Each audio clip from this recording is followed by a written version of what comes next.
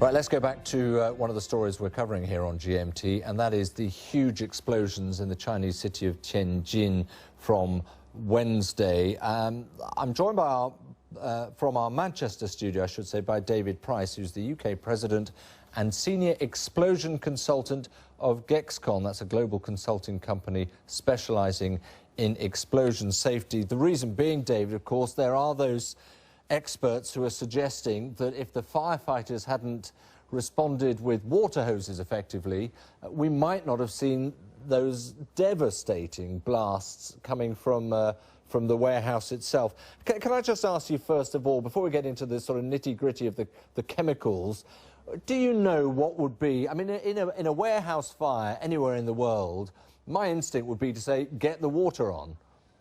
Yes, no, I certainly appreciate that, but as part of any storage of potential materials, you need to understand the risks associated, and part of that risk evaluation would be understanding what sort of media you should use in a firefighting scenario.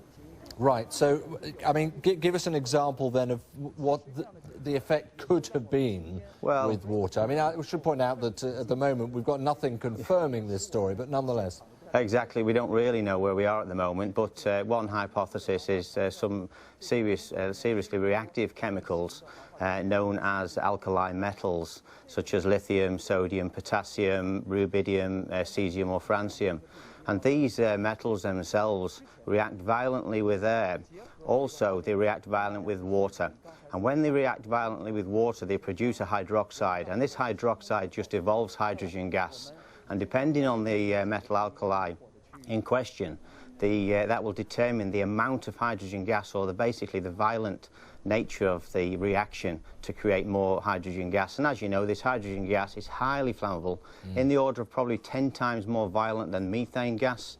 And also with hydrogen gas, you have the possibility and the tendency to create what's called a deflagration to detonation transition. And this is a serious reaction where you can detonate, and it's spontaneous combustion of the whole fuel and oxygen reaction instantaneously, creating basically pressures which travel in the order of 2,000, 3,000 meters per second, and local pressures in the order of 10 to 20 bar. Right, and we are hearing about the scale in which of this explosion, and it seems to meet that sort of criteria, doesn't it, in a way? Yeah. What should, if that were the case, what would have been the best approach? Well, the thing is if these highly reactive alkalis are normally stored within oil, so that they don't come into contact with air, so that they don't start to react.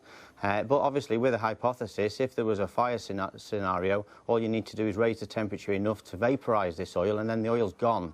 And then that could have been an initial fire, which then led to, obviously, the exposure of this metal to allow it to create this hydrogen flammable gas. So the actual scenario here should have been cooling with a different substance, a substance which you typically use on metal fires. OK, David, thanks very much indeed. David Price giving us his analysis there.